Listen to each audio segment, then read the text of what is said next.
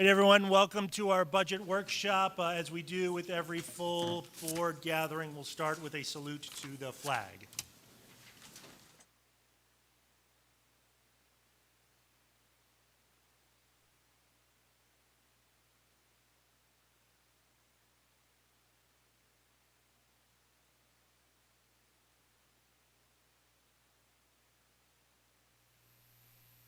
Okay, welcome everyone to our first budget workshop of 2024. As you will see from the packet, this budget workshop is the first of two, and this one will concentrate really on the revenue side of our budget. And Mr. McDonnell, our business manager, is going to go through an extensive presentation about the revenue side, a detailed presentation. As you will see, there's a point here at the end for public comment. Before that, I'm sure at some points, either during or really at the end of Ms. McDonnell's presentation, we'll have some opportunity for questions from the board, and we can go through that. And then after that, we will have a time for public comment, and we'll go back to the board for probably additional questions. There's nothing that's actually being approved here, and to reiterate from what we talked about at the Finance Committee meeting, nothing is going to be decided here in terms of the final budget or tax rates or anything along those lines. This is more of an informational opportunity for everyone and an opportunity for both the board and the public to ask questions about our budget development for the 24-25 fiscal year, and in particular on the revenue side of the equation. So with that in mind, I will turn it over to our business manager, Art McDonnell, who will guide us through his presentation. Thank you, President Katorsik. I'm going to start with the budget timeline. We're at Budget Workshop 1. We're going to have two, another one in April on the 8th. And at that April board meeting, we're also going to bring proposed final budget to the board. And that'll look probably very similar to what we're going to talk about tonight, and then on the 8th. So we'll put the revenue side of the equation along with the expenditures that we present, and we'll bring you that proposed final budget. That proposed final budget can be changed between the April board meeting and then the June board meeting, which is on the 10th. So you can make any puts and takes you want. You can change anything about it, and we can talk about that from the meetings in May, finance and the regular board meeting, and then again at a finance meeting in June. So you have basically 3 meetings along the way to make some changes to those numbers if you so desire. The scenarios that we showed you at the last Finance Committee meeting have changed a little bit, and I'll talk a little bit about that as we get into the presentation. But the operational deficit is actually better than the last time we looked at it, and without any treatment of additional new property tax revenue, the deficit is down to $10.3 million.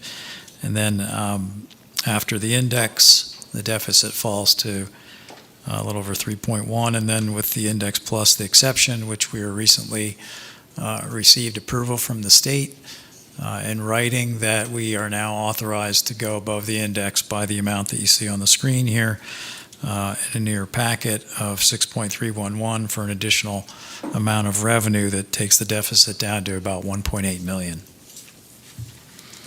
This budget development summary we looked at in the preliminary budget, and you can see on line 6, as you see the full treatment of the additional tax revenue, the deficit's down to 1.8, and we do have a reserve of 3 million, and that is detailed on lines 9, 10, and 11. The reason that you don't see a capital funds transfer on that contingency amount is because the capital funds transfer is built into the anticipated spending. So that $6 million that has typically the majority of it been in contingency, it's now fully in the anticipated spending budget. So what that basically does to what we look at when we talk about monies at the end of a presentation, or monies that at the end of the fiscal year come out either as a surplus, or that's anticipated to be in the general fund budget. So even though we may wait till the end of the year, there's a $6 million amount that would be anticipated. So basically what we're saying is we anticipate that we're going to have $6 million to move to the capital fund. So we also anticipate that we're going to have money left at the end of the year to move that $6 million or more if the board decides. So a little bit different than the previous speaker said, is we want to have a surplus at the end of the year of a minimum of $6 million. So it won't be unanticipated. It hasn't been in the past, but now it's actually in the budget. Budget development slide on 5, as we looked at this before, this hasn't changed. And I mentioned the $6 million in capital funds transfer. We do have growth built in to the tax rate, along with the appeals and the effects of those, what we anticipate coming due there. So we do have some money in for that. We have projected debt service based on the projected bond issues that we talked about in the last meeting, and that's right around $2 million. And we have a special ed budget increasing about $1.6 million. Technology budget increasing of $1 million, and then we have some projected professional staffing additions. We will get into staffing in more detail in the April budget workshop when we talk about expenses, but you can see some of it there. Teacher retention bonus per the CBA, and first look healthcare projection. You see the percentages there built into the budget. We hope that during the second look we'll see some reduced expenditure or reduced percentage increases that we can build into the budget and reduce that expense. So overall budgeted revenue collection on the next slide, you can see we are averaging about 102.7% over 5 years if you exclude the 2 years of 1920 and 2021, what we're calling here the COVID years of operation. You can see that drop. So 102.7 above allows us to continue as we were not budgeting capital funds transfer that I mentioned before. So that 2.7 obviously gives us a surplus that we've been moving to the capital fund. This is just another representation of the summary slide, and it shows you the breakdown. We had quite a bump of federal revenue during that COVID time as we were getting additional grant money and ESSER funds. But you can see those percentages remain pretty consistent throughout those last couple of years. Total budgeted revenue overall of $173.2 million is broken down, as you can see, mostly concentrating on local revenue. The state in total is just under 16%. That's fairly consistent with where we've been for the last couple decades. Summary of revenue and variances, and looking at the current year and the projection and then the proposed. So we're going to see several slides tonight that are set up this particular way, of A column being the current year budget, B being the current year projection, and C being the 24-25 proposed year, a variance in dollars and then a variance in percentages. So we're going to break it down into each local, state, and federal, and then we'll look at the budget amounts proposed, and then we'll also look at variances, and then we'll look at some actual as we go back through a couple years. To start with budgeted local revenue, you can see the breakdown of that 145 million. Obviously, the largest piece of that, 92%, comes from real estate taxes. That's what we rely on. Not unusual in our budget, but you can see the other percentages broken down there on this particular pie chart.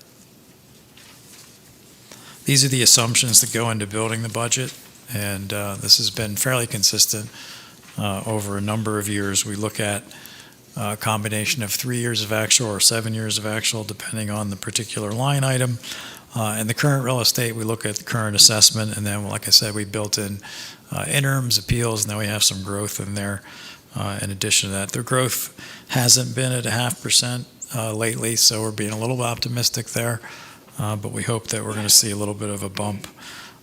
The other big variable revenue piece that we've talked about in the past is earnings on investments. We have a rate of return in there at 4% in the budget, so we hope it stays where it is. Again, we're talking about something that's going all the way through June of 2025, so we're pretty far away from that number, so we are making a projection. This is another slide that you'll see a couple times as far as the way it's set up and oriented. This is local revenue and variances, so again, looking at budget for the current year, projection for the current year, and then proposed, and then variances. You'll see that we built in, you'll see the variances in column D and how those come out as far as what you're comparing as, again, proposed to projected, not proposed to budget. So it's not a budget to budget comparison, it's a budget to projection comparison. So we're looking at what's currently happening and comparing that to what we're budgeting, and you can see the different variances there. There is a slight drop in the interest based on the projection at 4% for return. So we're running just slightly under that in the upcoming 24-25 budget. Next slide is historical look, going back to 2021 in column A, and then forward to projection of 23-24, and then proposed. So you can see the progression there of those amounts. Obviously, the 6111, the current real estate, is due to the increase in the tax rate and that revenue being produced. But some of the things that jump out to me when I look at 6,500 earnings on investments, you can see where we were before the interest rate returned, and that $3 to $4 million is back up to what it was pre-crash numbers as far as variable revenue goes. Transfer tax is down, and it has been trending down. We have it going up and proposed, and that's based on our assumptions, either 3 or 7 year averages. So we talk about this quite a few times when we talk about the way we budget revenue when it's trending down. And sometimes using an average has an impact to looking like a large increase, and vice versa when it's going the other direction. It's a slide we started using a couple years ago to show you what the actual variances were at the end of the year. And we talk a lot about balancing the budget with something that's not necessarily fixed, but something that's more reliable and consistent than a variable revenue amount. So variable revenue amounts like transfer tax and interest income and interim taxes, those are things that fluctuate from year to year, and you can tell based on this actual variances that there is some inconsistency in what happens in those particular numbers. Some year it's under budget, some year it's over budget. Same with interest income. We had quite a few times when it was over, but we also had a couple times when it was under. So variable revenue often is something that you count on, and you count on that maybe to come out at the end of the year as a surplus, or you count on that variable revenue to be able to produce enough funds to be able to move it to the capital fund. In the past, we've done that with interest income and some of the more positive variances we had in variable revenue. It's a slide we started putting together back when we had a downturn in the economy. This was to show what was happening to these particular revenue items: interest, earnings, and transfer tax and interims, mostly variable revenue. So kind of what I talked about before, when we were in a situation where that was trending down, it put a lot of pressure on the budget. It didn't give us the ability to transfer money to the capital fund a lot of those years. We had to dial some things back on the plant side as we went through that. When those numbers started to return in recent years, it allowed us to do some infrastructure projects that we had put off for a number of years as we pushed things back. We hadn't done a lot of large projects up until the high school, so we had a return of variable revenue at a good time when we were doing actually the high school addition, and that allowed us to produce some of that money to move to the capital fund. This is just a summary of that previous slide, so you can get a little better idea of what the trend is and what's happening there. It's a slide that I borrowed from the intermediate unit, and it's a presentation that they make every year. So they collect this data, and you can see that we're not at the top of Chester County when it comes to assessment growth. So it puts a little bit more pressure on our budget than those surrounding schools. If you have a natural increase in the dollars that come even in with a flat millage rate. So if you're in a school district that has a lower percentage rate increase, if your assessment growth is higher, you have a bigger additional revenue amount coming to you. So you can see where we fall in this particular chart.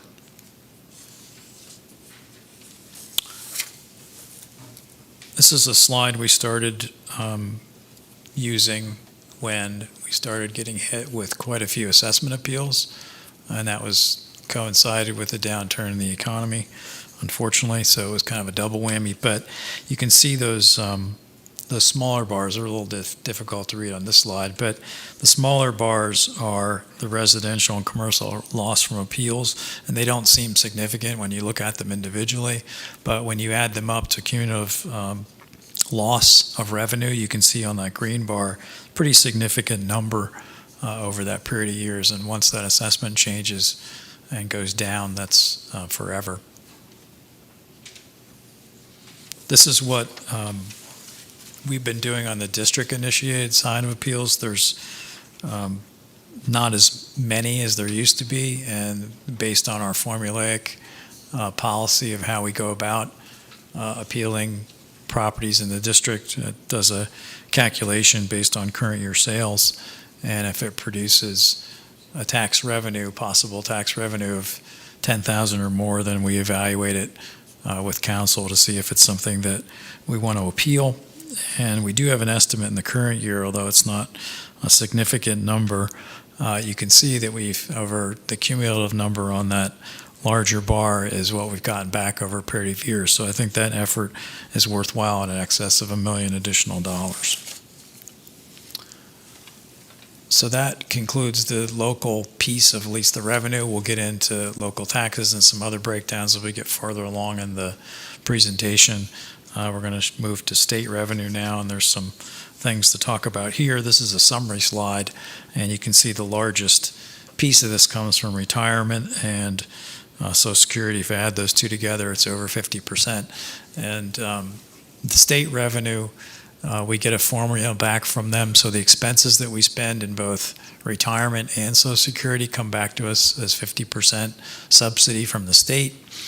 They've just this year finally disconnected the Social Security and retirement subsidy from basic ed subsidy. So there was a period of years where the law changed and they were reporting subsidy revenue, including those numbers. So it was a little bit difficult to kind of follow the increases that were happening, because the natural progression in salaries increases the subsidy for PSERS and Social Security, but not on the basic ed side. So they've now disconnected those again. So you should, when you see those things in print, they should be separated and not part of that same number. So that's helpful. So 27 million compared to the local revenue I showed you earlier, quite a bit lower. And of course, we're aware of that we're a district that isn't funded in great majority by the state. These are some of the assumptions that we use in the state and federal side of the revenue projections. And one of the things that changed in this year's budget, in the governor's budget, and I'll talk about that in a couple slides, but they did reset the base for the current year. And then there's an additional amount of money, that $200 million. For the first time that I can remember in putting a budget together, we're actually using what the state has said they're going to give us. The reason I'm saying that is because PASBO and PASA are both telling us that the governor's budget and the basic ed subsidy is pretty much a lock for that $200 million. And I heard that the other morning from the legislators that we talked to at our particular table at the breakfast we got to go to. So those numbers that are in the governor's budget for basic ed are in this particular budget, and I'll show you those specific numbers when we go forward. Same with special ed, that $50 million, although not significant, we did inject into the budget and put in the current year actual amount as well. The rest of them are either based on current year actual numbers rolling forward, because we learned that transportation is in the budget this year. It's not going to be affected. That was a promise. So we're leaving the same amount in there in the transportation subsidy. We don't have any rental or sinking fund. And then medical and dental is pretty much consistent. And state property tax reduction is really just a movement of property tax revenue from one line to the other. So that's based on current amounts, and the Red Eater block grant is remaining the same as it has been for quite a number of years. The title programs are based on awards, so we're using those amounts as budgeted. And same with medical assistance numbers.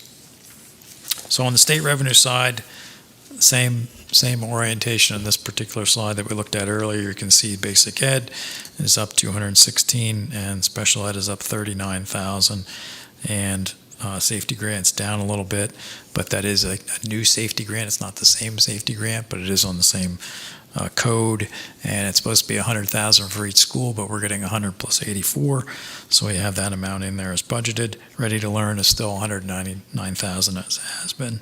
Social Security and retirement, again, formulaic based on salaries, and that's why you see those two amounts going up.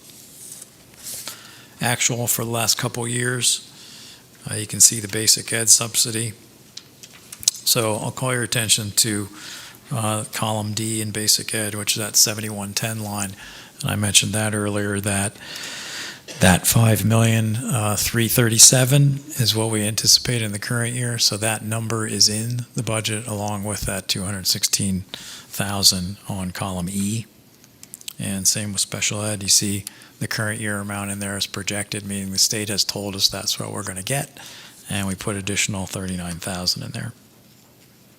Transportation subsidy is down from past years, but consistent with where it has been the last couple of years.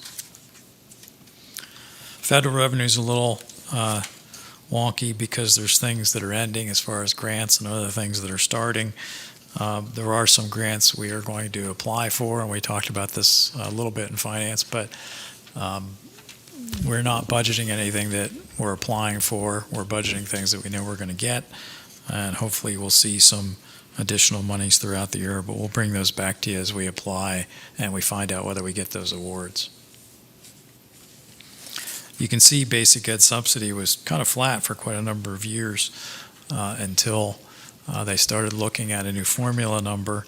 That actually, the base is quite old, and this is the first year that they reset the base. So it is nice to see some additional monies, because really basically it's not going back to an old base and putting the $200 million on an old base. It's putting $200 million on a new base. So that's gotten us quite a bit of money that we've injected, and you can kind of see that represented on this chart. Special ed expenditures and subsidy. So before you get too excited, the subsidy bar is not the top, not the blue bar. It's the low bar at the bottom, that gray bar. So expenses are the blue bar you see increasing. So this is the reason why we have a special ed exception availability to the district, and that's why it's such a significant number, because the differences between one year to the next of special ed expenditures. You can kind of see it on this particular graph, and I did give you the numbers down at the bottom too, so you can see the differences in that calculation. And we talked about in detail how that calculation's done for this exception. I won't go through it here, but that is in a previous presentation that we made at Finance. It's a slide we've used a couple times. It just really looks at the services in special ed and the kind of the net of that with the funding over a 10-year period. So it goes back to the 13-14 fiscal year, and it looks at just the disparity of those two numbers to show you what the significance is. This is something that the state looks at when they look at funding, and we often tell them that, this is the kind of thing that needs to get fixed. And it's just quite a large number over that period of time is as a net. Transportation expenditures and revenue, again, has never been sufficient. And we have, we're in a part of the state where we have contracts with busing contractors, and we don't, pay the state formula, we pay the market, and that is significantly higher than what the reimbursement is from the state. There hasn't been any talk for having it go away this year. There also hasn't been any talk to make it any larger.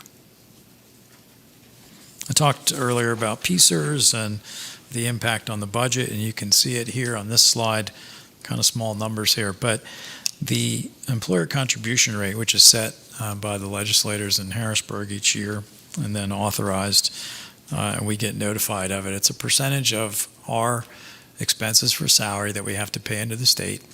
It's part of the funding of state retirement for all state employees that are under PSERS, not just teachers, but all employees. So that percentage gets paid out, and then we get 50% back. I mentioned that earlier. So you can see the net rate in that middle column, and then you can also see the net impact to our budget. So it's a pretty significant number to our overall expenses. This is the new year projection. So this projection came out in December, and you can see that it's still going up. It still hasn't plateaued. I remember seeing charts that had plateaus that were right around where we are right now, but it unfortunately is still going up. All right, the governor's budget, which was released back in early February, talked a little bit about this, but resetting the base in basic ed funding to the current year. So basically, what they used to call hold harmless, I guess, in state funding is that you wouldn't get less than you got in the current year. So we put that into the budget, and we haven't done that in the past. We've typically put in the previous year, and we also put in the $200 million increase. So that's the student-weighted formula-driven piece of the subsidy amount. So just to put a different kind of take on it, if we were to get another 100 million, we'd get another 108,000. So for every 100 million, our portion stays the same because it's based on our student weight. So every 100 million gives us 108,000. It's just a neat, simpler way to look at it. Once you know what your percentage is, you can kind of figure out where you fall on that funding. A little disappointing that it was only 200 million. We anticipated it being more than that, and I think what we heard the other day when we talked to legislators is they thought it was going to be more too. So they were a little surprised by that. The big piece of the budget that we're getting no money from is the adequacy and tax equity formula. And we talk about this a little bit, but basically we're in a situation where I think it was 130 some odd school districts that got this particular piece, and 300 some did not. 370 of them did not get any money out of that 871 million. And that's based on the local, couple different things, but local effort. And that means local tax effort. So it looks at a formula of median income and tax rate and assessed value in the district, and it says, based on your tax rate, you're undertaxing because you're below 1. So we're currently still below 1. If we were at 1, we would kind of be eligible or at least on the same plane, but most of the districts that are getting money are above 1 in the local effort capacity index. Special ed funding, again, base has not been reset here, so if it was, we'd be getting more money. Still has the old base at 1314, and that goes back to the graph I showed you earlier, that 1314 number, obviously much lower than it is in the current year. 50 million, a little bit disappointing. Thought it was going to be larger. I think the legislators, at least the local ones that we talked to, thought the same. So we're only getting about 39,000.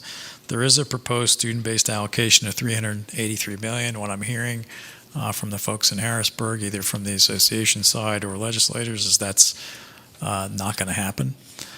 So I'm not putting it in the budget, but it would be additional 314,000 if that did happen. Talked about transportation being the same, Ready to Learn being the same.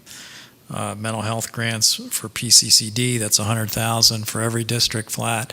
We're getting another 84, so that's good. We're getting a little more than the norm there. And 50 million in safety security grants. We will apply for those and if we're eligible, so we'll wait to see. It's not a allocation, you have to apply for that. Gaming revenues are going to remain the same, that same kind of distribution, but that's a revenue neutral item for us in the budget. There is a state reimbursement in the budget for universal free breakfast. There is something in the governor's budget that has a cyber charter tuition rate at $8,000 per regular ed student. I'm also hearing that's probably not going to happen. But if it did, we would save money, but I don't think we should spend a whole lot of time talking about it because I don't think it's going to get into the final budget. There is some money out there for school environmental repair. We are looking at that, and we are going to apply for that if we think we're going to be eligible. And then you can see some other things that are part of that budget as we go down through that slide. What's not in the budget, there's no PlanCon funding, so that hasn't happened yet. There's no minimum teacher salary requirement that's been talked about, no level up funding, no past scholarship, and no EITC expansion currently. So total amount from these two pages in the governor's budget that we put in 24-25 is that $639,000 that you see there at the bottom. That is significantly more than we have done in prior years. So we are being optimistic, and we're also attempting to reduce the deficit. This isn't something, charter school isn't something that impacts TE as significantly as some other districts in the county, but still it's not a small number for us. And you can see on this particular slide, breaking down brick and mortar and cyber charter, and you can see we're right around 670,000 last year actual. The reason we don't have a projection for this year is because that number fluctuates a lot, and we really don't know until the end of the year because we don't hear from a lot of the schools whether the kids are still there, whether they left, and oftentimes it's up and down. So we'll report on that as soon as we can. Tuition rates for charter school, you can see here, and you can see why a flat 8,000 for a regular ed student would have a savings for us because it's half of that amount that we pay. This is our enrollment. It hasn't dropped off like we hoped from previous years. It kind of hung up there in 22, 23. Currently, we have numbers that are a little higher. Like I said, that often gets lower at the end of the year, but we'll go back to it when we have actual numbers and show you what that looks like. This is similar to the slide about special ed and the expenditures. It's just looking at, how we pay for these kinds of things because we don't get any charter school money anymore. There's no charter school revenue. So this just shows you, again, a 10-year look at the difference in the disparity between that and the impact of the pension and then what we get in basic ed, which is where that money would come from because it's not earmarked for anything other than basic ed subsidy.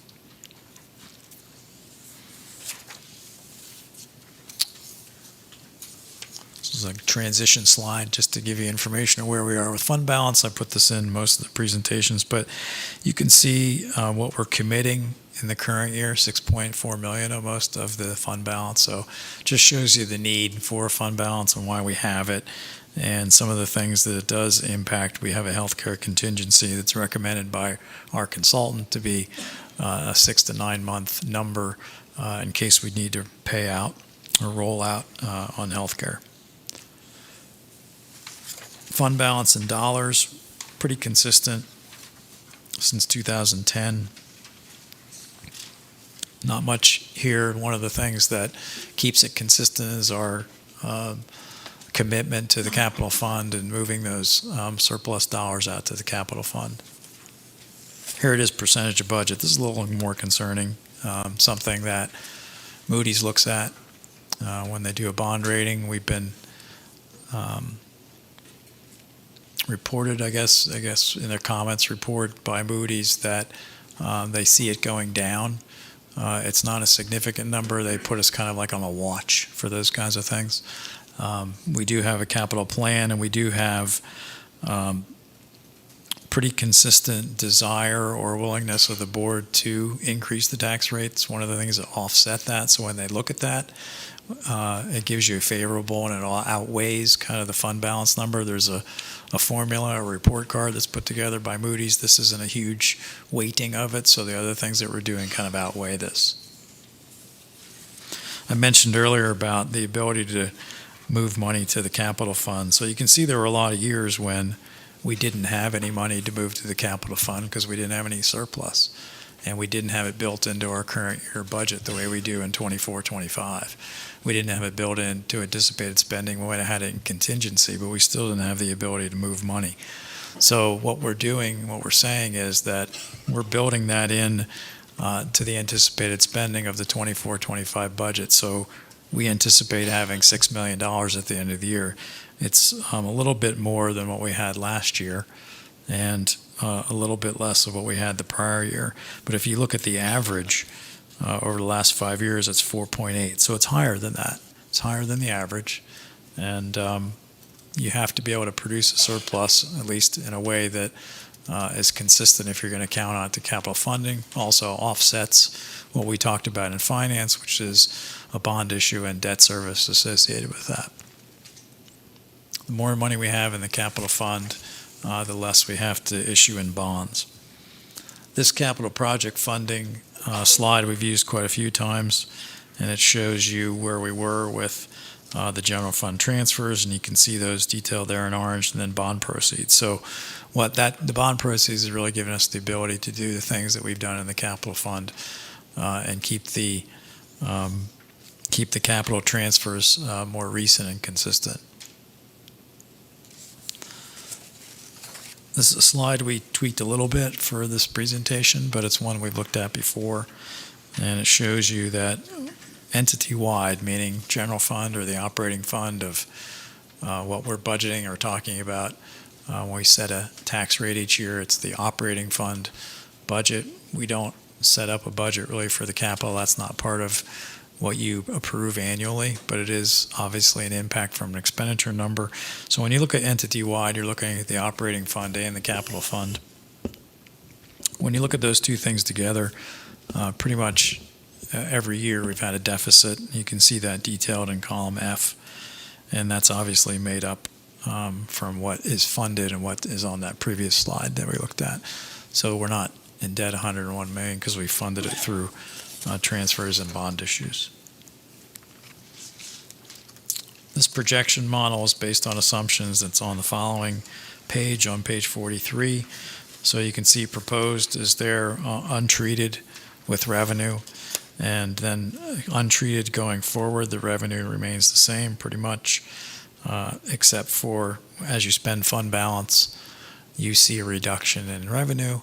So less interest earnings means less revenue. So as you spend fund balance, it gets a little smaller in some of those situations. But you can see the deficits in each of those years. That would be, of course, insurmountable based on our fund balance.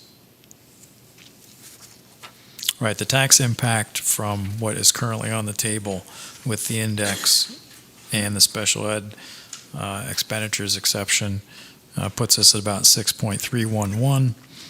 And we had changed, I think, the dollar amount just a little bit on the projected revenue for the special ed exception, but it's virtually the same number we presented before. The state sends us back their calculation, and their calculation was like $4 different than ours, so we put their number in there. And then you can see the millage rate impact in column C. Updated projections out of the IFO, the Independent Fiscal Office. They did a projection back in August, and they thought in next year, not the budget year we're talking about, but the following year is going to be at 4%. Act 1 index, that hasn't changed with the refresh in November, but the out years have changed a little bit. It's gone down in 26-27, and then a new projection for 27-28. So you do see a trend of it going down, again, based on state average weekly wage and, the employment cost index. Those are formula-driven calculations, although the legislature has the ability to really set the rate regardless of what that calculation looks like, but they typically follow it fairly closely. So they're projecting that to go down, and that's what's represented here on this slide.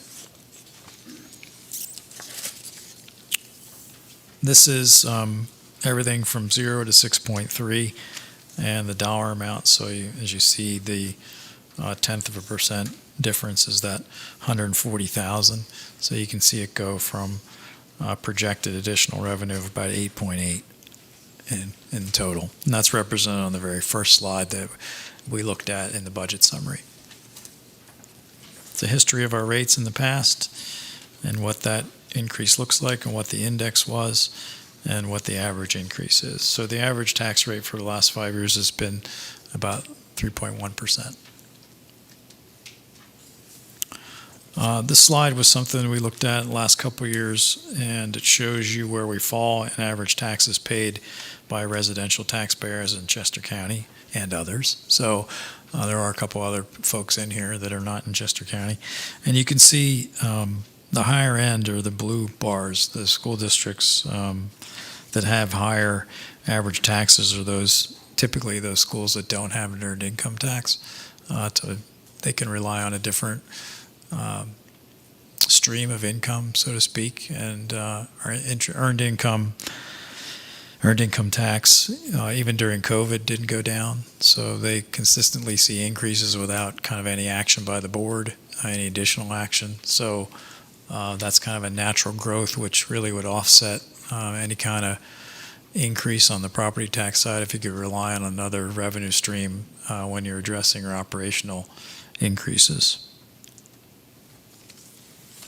It's a slide I borrowed from the CCIU, Chester County Intermediate Unit. This looks at their collection levels. So you can see the dollars that they're bringing in those individual school districts, and you know kind of where we fall compared to Westchester and those schools that are of like size. So you can see, we live in a school district with probably in the top 3 median income in the state of Pennsylvania. So we have higher median incomes than I think all those schools that are listed on this particular slide. So you could kind of project that what would happen is we'd probably have a larger number than those like-sized schools.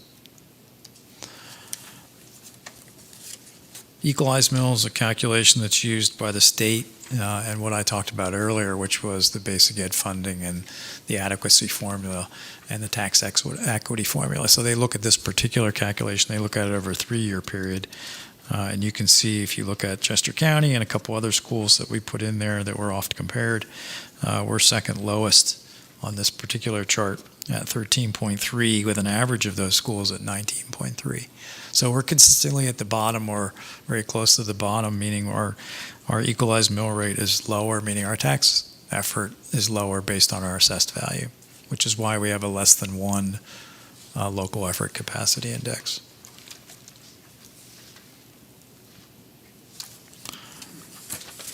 Slide we started looking at a couple years ago was just if you took an average assessed value and similar to a calculation for an equalized mill, if a home is valued at $260,000, which is close to the average assessed value in this district, how much you paid over the last 10 years, and you can see all these districts have paid more than we have based on a current with a similar assessed value home. We're third from lowest here compared to Great Valley and Westchester. This is an updated projection for the current year, and we did put in additional state revenue based on the governor's budget and the reset of the base for funding. We're still at a small deficit. We hope that that turns into a positive in the next couple of years, or next couple of months, and that's going to be based probably mostly on variable revenue and what that looks like going forward. This has changed from previous years. There's been some additions to the property tax rent rebate program, and I've detailed it on this particular slide. So it used to be around $650, so it's now up to $1,000, and they're putting a different income limit on it, and they're also, I think, including the same income level for homeowners and renters this year, which they hadn't done in the past. So I put the website on here for those folks that are interested. I know that's kind of long, but if you do just type in property tax rent rebate program in Pennsylvania, it'll come up. That concludes the slides except for key dates, and we talked about them briefly at the beginning. and we have a budget workshop in April, and then the proposed final in late April, and then final budget on June 10th. So that concludes my formal presentation. Certainly welcome your questions. Thank you, Mr. McDonald. A lot of details to take in there about a lot of subjects and all the effort that goes into even just creating the revenue side of a budget that where we're trying to predict revenue for that we're really not going to know the answers to for another year and a half. So it's always a challenging exercise, but we do our best. So with that, I'll turn to the board to see if the board has any questions about or comments about Mr. McDonald's presentation. Keep my head on a swivel here because I got people on both sides.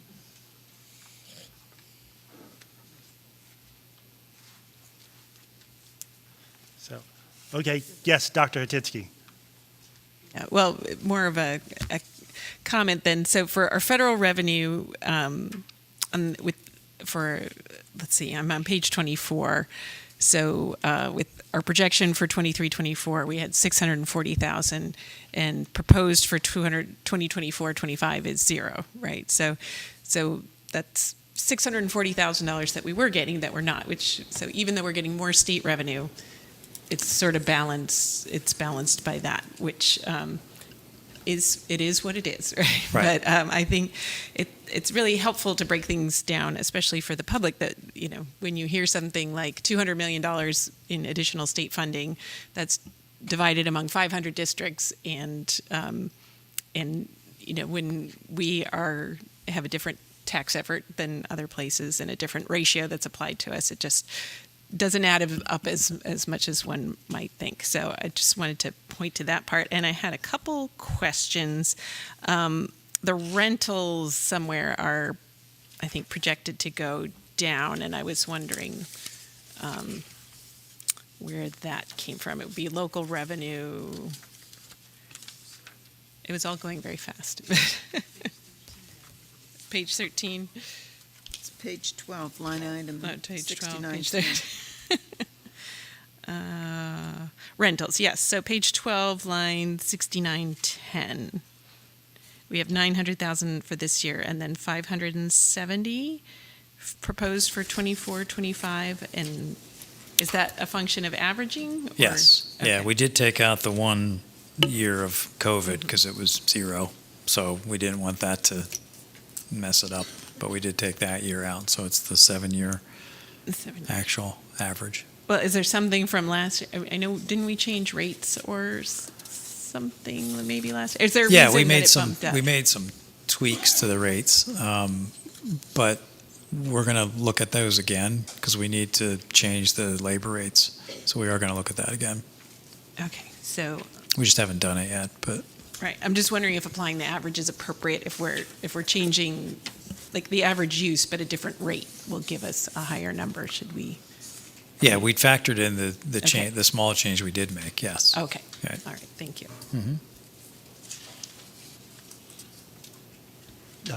Yes, Dr. Allen. So I was trying to find the page, but when we talked about the funding for $200 million increase. The governor's state- budget. The governor's budget, but then it was like 50 million for Special ed. something. Yeah, I was Right. was that 50 Page million 30. for special education? Right, additional All right. 50 million increase. So again, driven by the student weighted formula, similar to on the basic ed side. So whatever weighting of kids we have on the special ed side, they do a formula calculation of that percentage. We're getting 40,000 out of that 50 million. So if it would have been 100 million, we would get 80,000.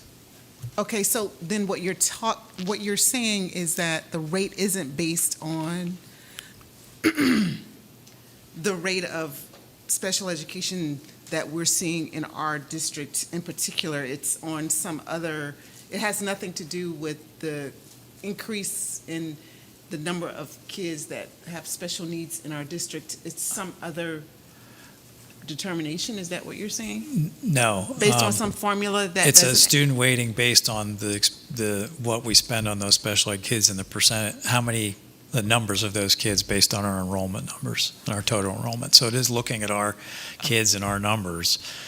It's just that when you do the calculation of it, that 50 million only drives out another 40 for us. But again, you're looking at a base that's still a 10-year-old base. If it was a new base, it would be 50 million on top of a number that we're getting in the current year, not a number that we got 10 years ago.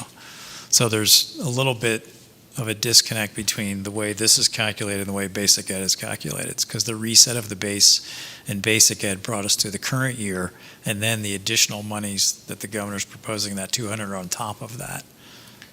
Okay, has there been any talk of, adjusting the base? Because, has there, Right, yes. We'd like it to see it go to the base of the current year, or at least a reset of that. It'd be nice if a reset every if year. there was a reason? But it would be great if it would get to the current funding level, which is 10 years later than what it is right now. But there's no talk in the legislature. Well, we're talking, and some people are talking about it. It's just not getting. It hasn't happened? It hasn't happened yet, right? Okay, Yeah. all right, thank you. Yeah. Thank you. Yes, Ms. Teedy? On that same page 13, I had noted I had the same question as Dr. Hotinsky, but I also wondered about the student activities revenue is $100,000 less. Is that based on an average, or what created that dip? It's the 6,700. Yeah, that's the, again, average of that's a 7-year actual average. Okay. And we did not include the 2021 In year 2020, because it was zero. there were no Yeah. activities. Yeah, it was zero that then. year. Yeah. Also, you said, I think, that there's a 10% increase, we think, in healthcare and 3% in prescriptions. When do you think we'll get a second look? So second look meeting, I think it's early April. I have to check my calendar, but I think it's in early April. So I think it's before the next budget workshop. So I'll have the numbers. I may not have them tweaked, but I can probably tell you the effect of them The if effect. they're not in the calculation when we meet for the second budget workshop. Okay. We're anticipating that they're going to go down. Dental's is a different contract, and we've Yes. seen that number going up, so I don't think the dental's going to go down. But again, it's not a significant number like medical, Right. where we're talking $7-8 million. So Right. it's a That's our different number. biggest Right. expense in Yeah, it's more terms like of healthcare. 700,000 on, compared to The dental's 7 quite million. small. Yeah. Right. All right. And then one last thing about charters. So I know the governor's, you did not change what we're paying for charter school students in our current budget, because we don't know if this $8,000 amount would even fly in the governor's budget, correct? But Right, I'm not hearing that it's going to make it anywhere. But just so I make sure I understand, that would cut in half the $16,134 we have for regular ed students. It wouldn't really, would it defray the Well, amount that we pay for one special ed student, which was $41,562? It would actually, with the way it's proposed, you would take the 41,000 and then subtract the 16,000, then deduct 8 from the difference, but there is still savings. It's Right. a calculation. It's Right. a little strange the way they did it, but it would definitely be a savings. It'd be hundreds of thousands of dollars. No one is saying that that's going to go anywhere. Right. It was, you might recall a couple of years ago, it was proposed by Governor Wolf. It was like $9,500 at the time, Yes. and that never went anywhere. And this is even less than that, so I don't see it going anywhere. And can you just talk a little bit again about how those charter numbers are determined for us? Because I know it's not exactly the amount that we pay per student. Some things are not included, correct? It's calculated based on our numbers and our calculation of the expenses, and that's what we pay for tuition for those students that are there. It's not based on, if I'm understanding what you said, it's not based on the operation of the charter school. Right, right. Right. But I thought that there were some things that are not included, like transportation or something. Right, there are some deductions that happen. Yeah, it's not a straight up, It's not a straight up. Calculation, right. 16,134 is not a straight up. yeah, there's a formulaic way they do it on a sheet to figure out the tuition, but it's not representative of what the expenditure side is on the charter For- school on side for behalf that of the charter particular school. student. Great. Right. Okay, thank you. Mhm. Yes, Ms. Audrain. Yes, on page 13, line item 6,700, student activities revenue. I know they're listed here in our budget, but isn't the revenue and the expenses for student activities separate from our operational budget?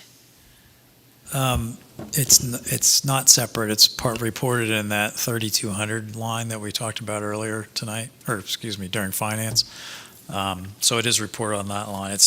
It is in, student activities has two arms. It has like student activities advisors and things they bring in as revenue, and then there's also like the student funds, which is something different.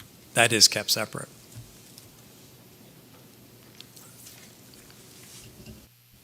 Yes, Dr. Singh. On page 48, the school districts with earned income tax. Of the districts listed, which one is a comparable size to TE as far as number of students?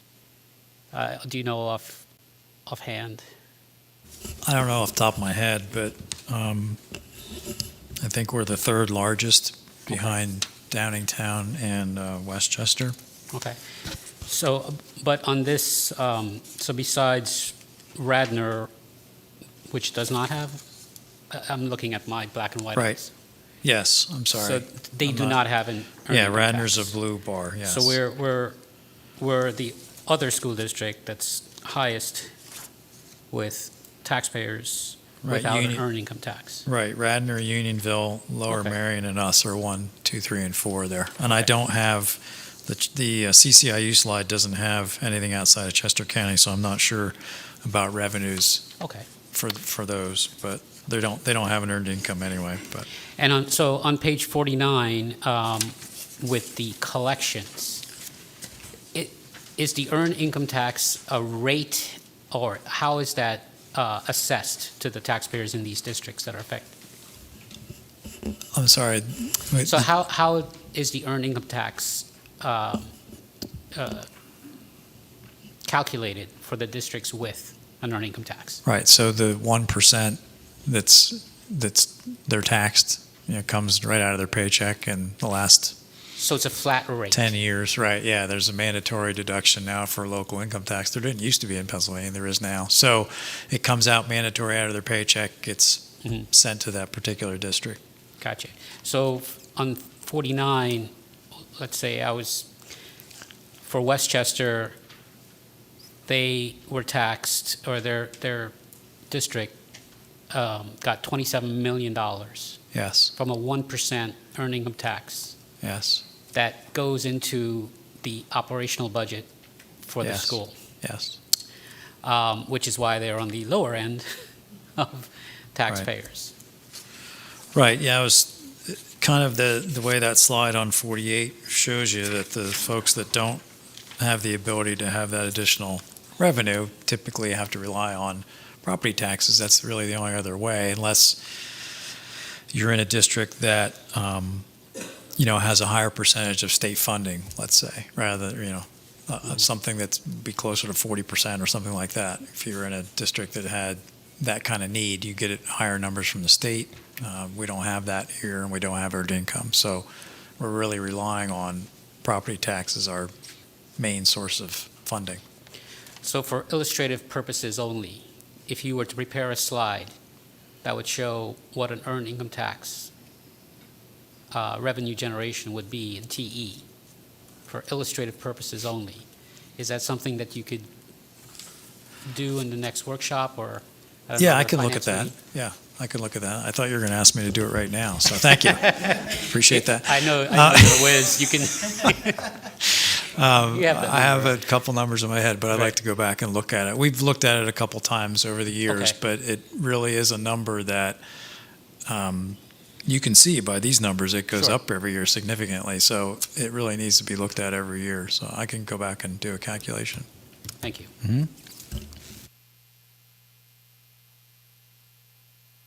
Yes, Ms. Piccioni. And to add to that, well, first, two things. One, I'd like to add to this earned income tax idea. Number one, if you're paying it now, like I am, it's not going to where I live, Easttown. It's going to where I work. But if Easttown did have this earned income tax thing, then it would go to Easttown, not to where I work. Correct. Yes. There's reciprocal agreements that would happen. Yes. Yes. And so, second point is that generally, seniors are retired, and this would be an approach that the families with children would, shall we say, contribute to, if we want to call it a contribution. Right. Correct. That makes a lot. Because Yeah, they wouldn't it's be taxed on on their earned income, income because there earned wouldn't be earning. Correct. Exactly right. So this is one of those ideas that would alleviate a senior, it would be non-existent for seniors Right. who are retired. Now, I'm semi-retired, so I do pay my 1%. Right. Okay, so my second question, on page 13.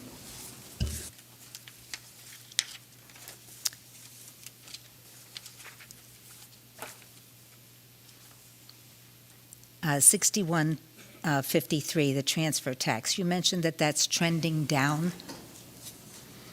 Can you give a scenario of why that's trending down?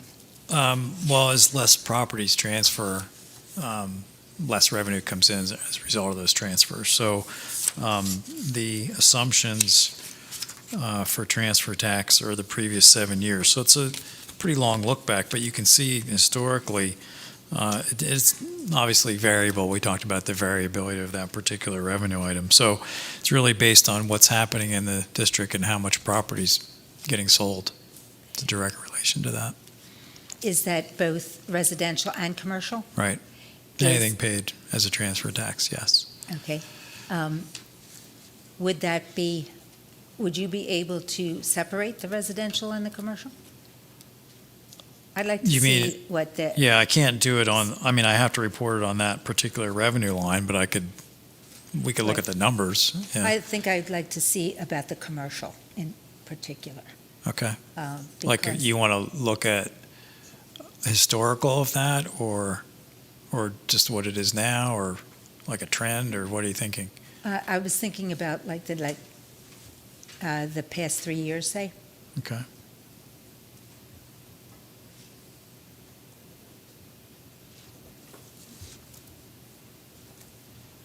Yeah, I can do that when we talk about it the next time, sure. Yes, thank you.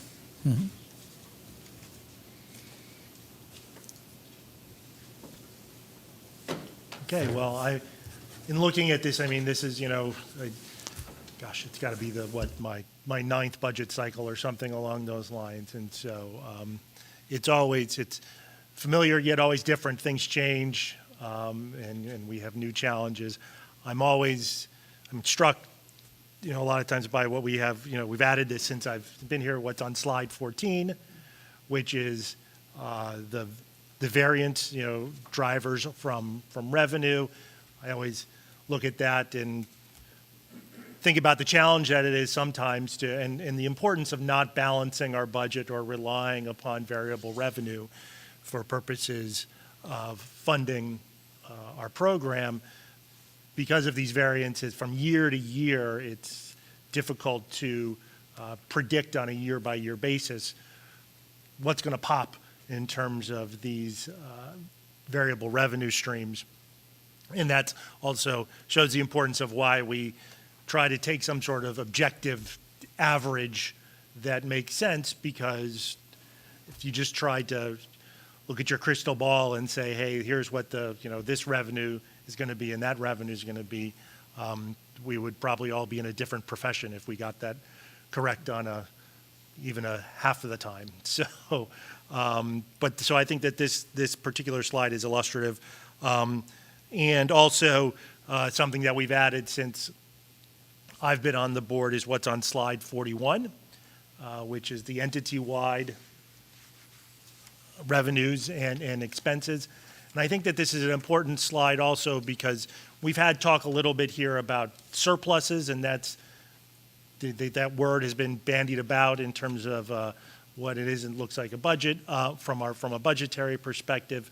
But I think that slide is important because it shows that it's not as though the district is taking in money and sticking it in a bank account, which is also illustrated by our fund balance being consistent over the past decade or so.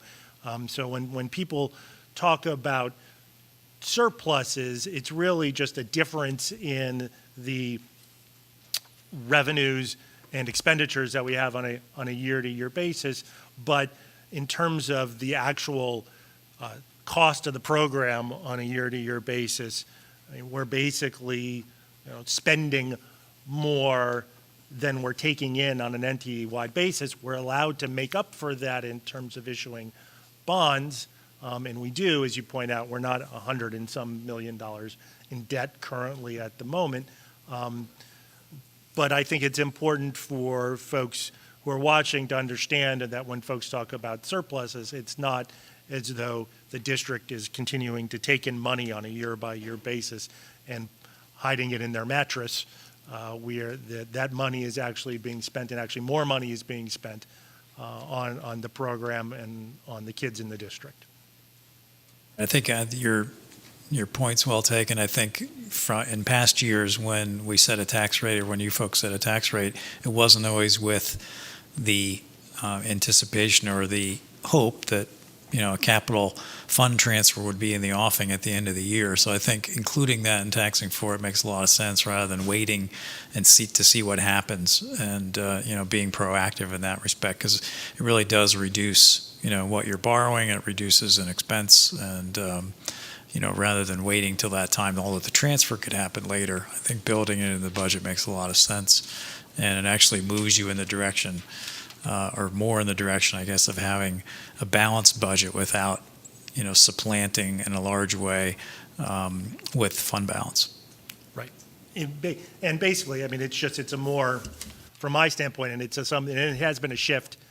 It's taken a number of years to implement, but it's a more accurate way of budgeting and in talking to the public about what it is that the district is in fact spending on the program, on its facilities, on a year-to-year basis.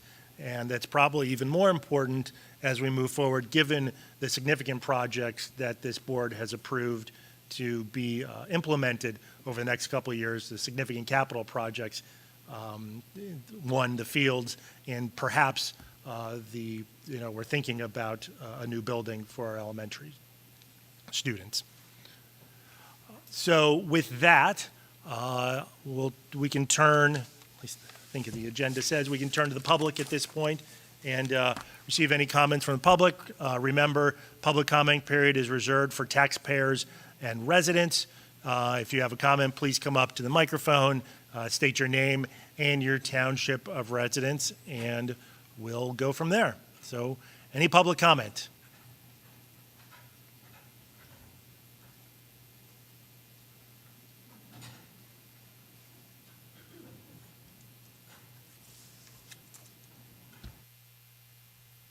My name is Tom Moriarty. I'm in Tredyffrin. I just want to point out that, again, we've lived in different areas across the United States, and every time we see somebody come in with a head tax, which is what you're talking about here, it basically throws everything out of balance. So rather than sit there and look at how you're going to increase the taxes, perhaps what you really need to do is dial your expectations back down to the money that you have. Okay? Again, I look at this area and I see a lot of old people. And old people do not have students in this program. So from that standpoint, you need to look very carefully as to what you're spending. and who you're asking to pay for this. Okay? It's absurd. So I just want to go on comment to that. Thank you.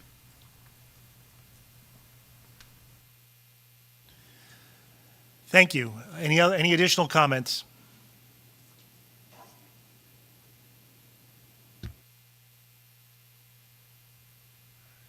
Hello, everybody. Mike Heberg from Tredyffrin. A couple thoughts, echoing what that gentleman just said. I know next workshop, for those who can make it, is the expense control workshop. So I'm looking forward to that one.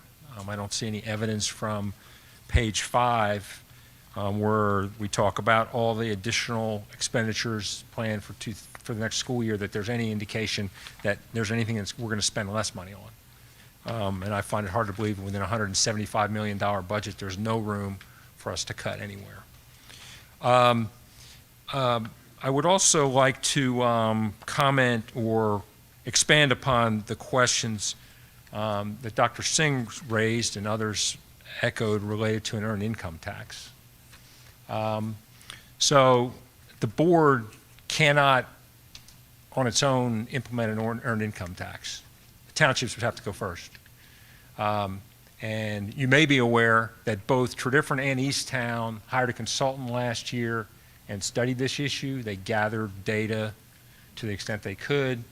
And Easttown held 2 nights of meetings with the public back last June, and there was probably 300 people there.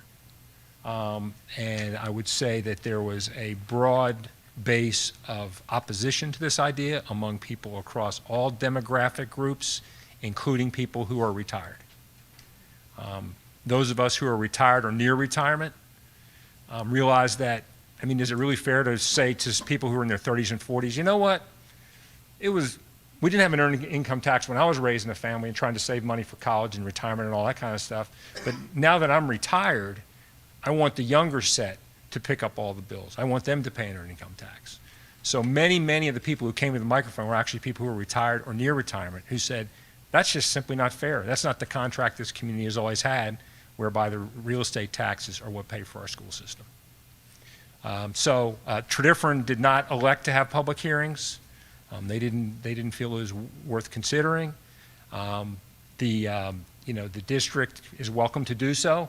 I will tell you that the district can implement an earned income tax by referendum, and it was on the ballot in 2006.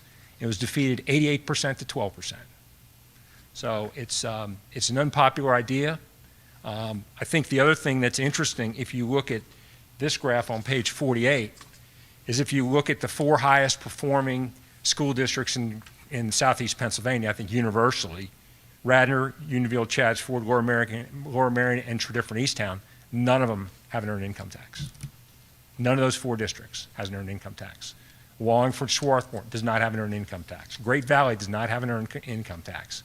So this idea that you need to have an earned income tax to have a quality school district is a folly. That's my comment there. I'll look forward to further discussion of this, sort of annual idea that, boy, if we could just get our hands on the residents and the people who work here, if we could just get our hands on their wallets, all of our problems would be solved. The other thing I would point out relative, Mrs. Piccioni asked a question about commercial properties. The commercial property owners in this school district pay in excess of $30 million in school taxes. These are people who they're not sending, the offices in Glen Hardy, Chesterbrook, Vanguard, Gateway Shopping Center, the shops up in Paoli Hardware, all that. Those people pay over $30 million of the 130-some million that the district collects is paid by the commercial businesses in this community. So I think they're extremely strong contributors to this district from a financial standpoint. And my last comment really is, I think Mrs. Vergoldi captured it as she does so well consistently, that there are literally thousands and thousands of families across the age spectrum, across the demographic spectrum, for whom a tax increase of 5 or 6% plus is a true hardship. I've sent you all the the distribution of income tax returns in this school district a couple months ago. There are literally 8,000 or 9,000 out of the 20,000 returns that are filed in this district. There's 8,000 or 9,000 of them that report income of less than $100,000 a year. And the average taxes in this community are now approaching, total taxes, approaching $10,000 a year of real estate taxes. So you have people who are earning $30,000, $40,000, $50,000 a year. Thousands of families like that that are paying up to $10,000 on average in taxes. If you add the school district tax, which is $6,800, the township taxes, which on average are $1,200 or $1,400, and the county taxes, which are about the same. So you're approaching $10,000 in real estate taxes. And I think, you know, Mrs. Vergoldi is an example of the thousands of silent people out there that don't come to these meetings, but for whom a tax increase, you know, the average tax increase over the last 5 years is $195 by the school district. And what you're proposing at 5 or 6% approaches double that. I mean, at 6%, you're at like a $400 tax increase this year. So, you know, and this is on top of both townships raised their average taxes by about $300 this year. So you're talking, you know, $50 a month. I mean, this is serious money for people. And as you look at the decisions you're going to make, I would encourage you to really, you know, drill down hard about that and think about that, you know, these decisions have real impacts on the people that live in this community. And, you know, we want to keep people here. You know, we want to keep people who've contributed a lot to this community or will contribute a lot of the young families in this community. And we don't want to drive them out because they can't afford to live here. So thank you for listening. Thank you, Mr. Heberg. Do we have any other public comments or questions?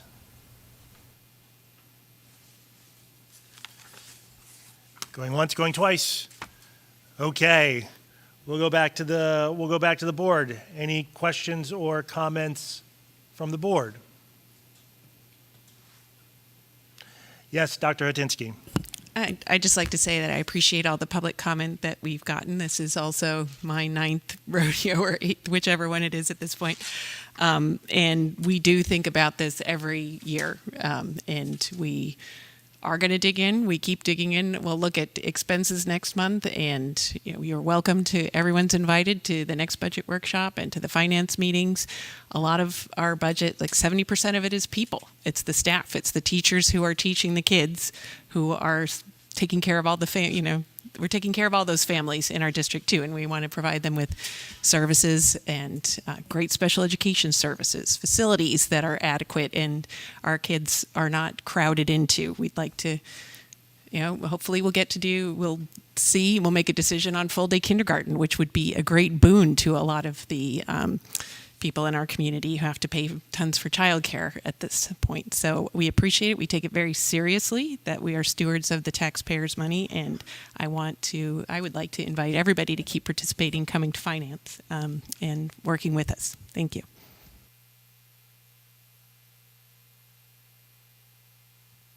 Any other comments? No. Well, I'll just echo what Dr. Hatinsky said. We take this portion of our job very seriously. We understand that it has real impacts on members of our community, including ourselves, all sitting up here. It impacts us as well. So we take that responsibility very seriously, and we do try to make sure that we're meeting both the needs of our community from both the educational standpoint and also from their daily livelihood and incomes, and so that we maintain the community that we have. So with that, and without seeing any other comments, I believe our next meeting, our next budget workshop will be held on Monday, April 8th, 2024, 7:30 p.m., right back here at Conestoga High School. And with that, I think our meeting is adjourned. So thanks everyone for coming.